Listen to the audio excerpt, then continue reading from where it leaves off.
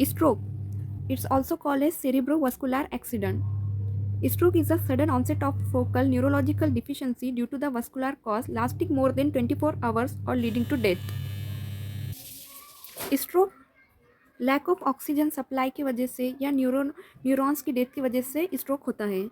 एक तो oxygen supply कम हो सकती है, ग्लूकोज कम हो सकता है, न्यूरॉन्स की डेथ हो सकती है, तो पेशेंट को अगर 24 आवर्स से ज़्यादा रहा तो डेथ भी हो सकती है।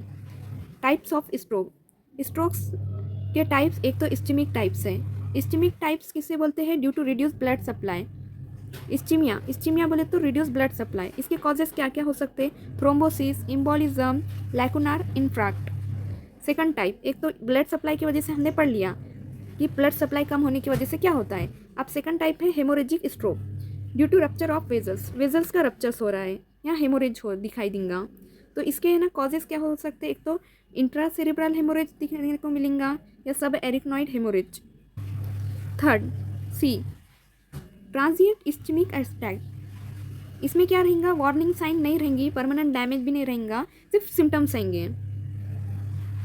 और ये वार्निंग साइन नहीं है और परमानेंट डैमेज नहीं हुआ, सिर्फ वार्निंग साइन।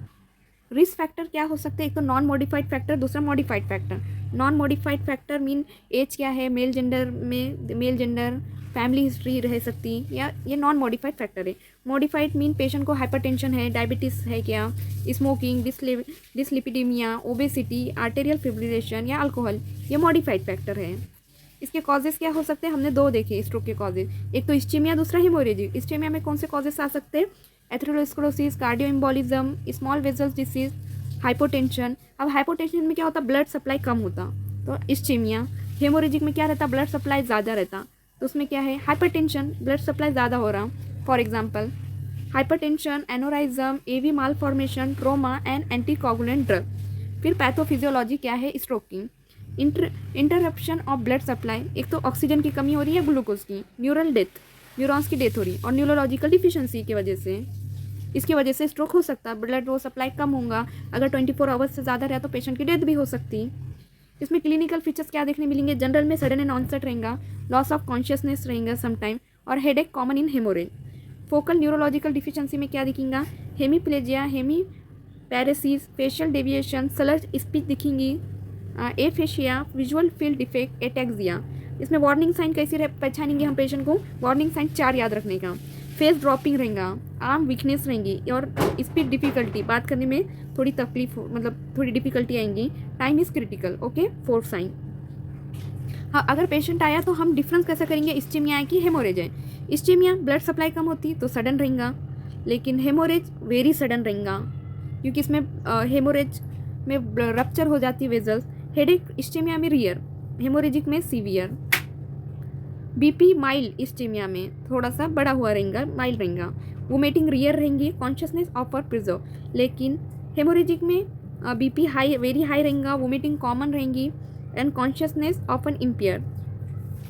इन्वेस्टिगेशन, एमरजेंसी में सीटी स्कैन ब्रेन का कराएंगे, first investigation main important, blood glucose, BP monitoring patient का करेंगे। फिर आगे हम अदर टेस्ट भी कर सकते करेंगे उसके बाद, MRI, brain, ECG, echocardiography, lipid profile, CBC, PT.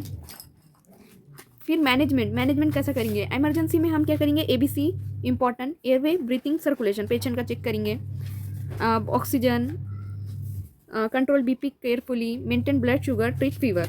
ये मैनेजमेंट में हम सबसे पहले इमरजेंसी की सिचुएशन में करेंगे। फिर आता है इस्चीमिक में क्या करेंगे? Thrombolysis within 4.5 hour, antiplatelet, aspirin, statin, anticoagulation. Ischaemic stroke के मैनेजमेंट है। एंड हेमोरेजिक स्ट्रोक के management, stop anticoagulation, control BP, manage ICP, neurosurgical intervention if needed. Complication क्या आ सकते हैं? Brain oedema, aspiration pneumonia, bed sore, deep vein thrombosis, depression, recurrent stroke. Prevention के वास्ते primary prevention, control BP, DM, diabetes mellitus, stop smoking, healthy diet, exercise, ये primary prevention करेंगे। And secondary prevention में treatment आएगा, antiplatelets, statin, control risk factor and treat AF. Thank you.